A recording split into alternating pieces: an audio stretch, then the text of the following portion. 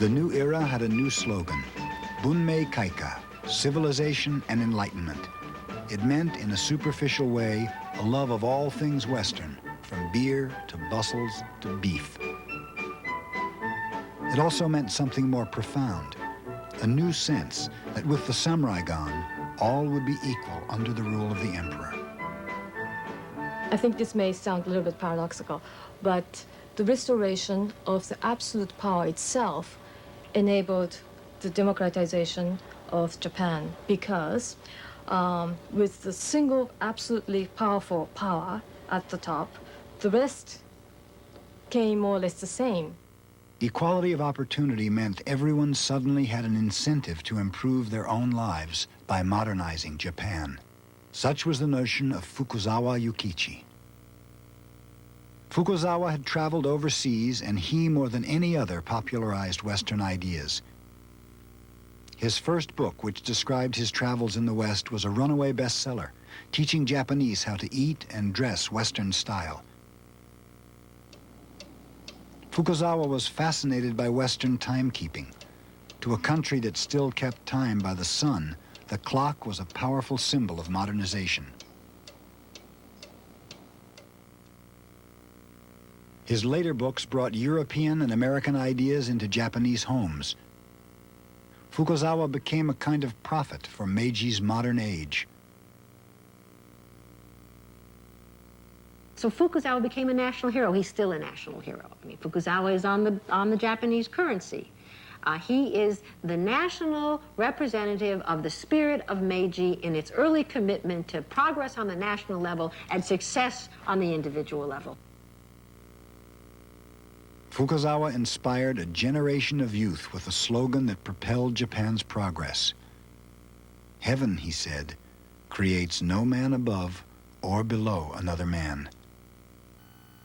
Samurai were ordered to hand in their swords and have their topknots cut off.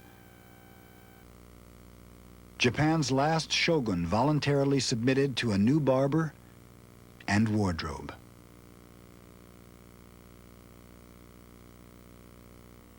Throughout the land, haircutting became big business, and Fukuzawa himself was eagerly transformed from samurai to gentleman. A popular song of the period rang out, "If you slap a barbered head, it sounds back civilization and enlightenment."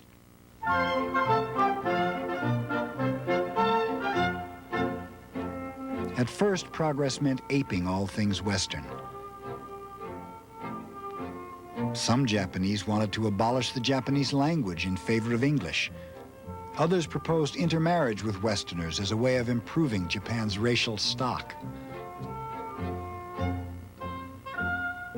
To many citizens, this era meant the beginning of electricity. But it was the explosion of wheels in Japan that truly marked the Meiji transformation. The invention of the rickshaw was as momentous in Japan as the coming of the Model T Ford 40 years later.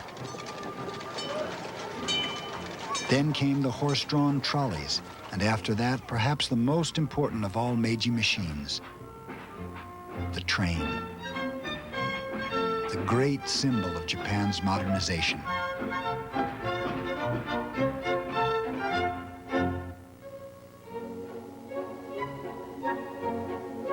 In Tokyo, Western fashions were the rage.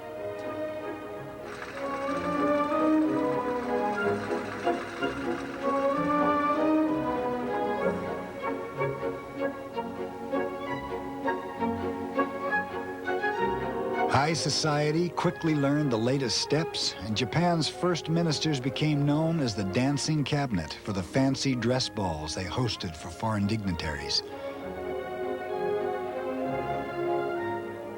Foreign cartoonists savagely mocked the strivings of the Japanese, and the Japanese struck back at the West in new satirical magazines.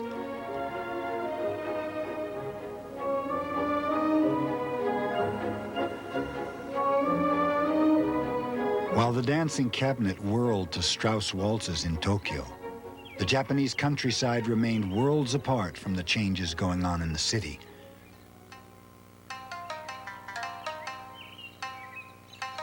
For many farmers, daily life was bitter and hard. They worked with the knowledge that the countryside was paying for progress in the cities, the fancy dress balls, the splendid new government buildings.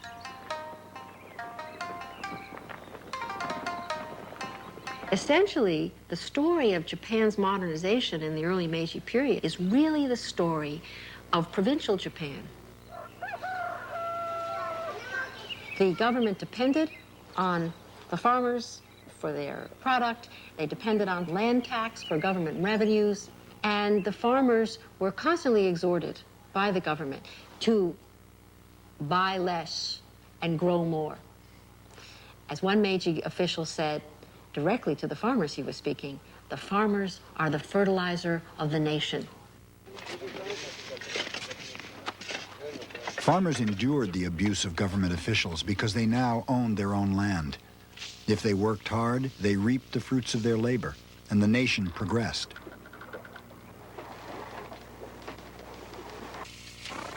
So when the government needed schools, the farmers built them, and education became the cornerstone of Japan's modernization.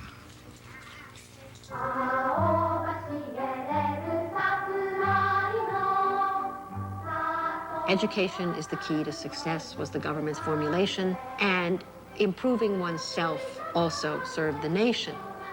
Even though they had to pay for that education, they knew that their children would get ahead, and the children knew that by their getting ahead, the family's honor would be blessed. So that the Japanese really saw education as a route to personal betterment and a way to even out and equalize and open opportunity to everybody. As opportunity increased, so did expectations. Those who worked and paid for the nation wanted a say in the way it was run. A conflict was building between the small group of Meiji leaders and those who wanted democracy and a constitution.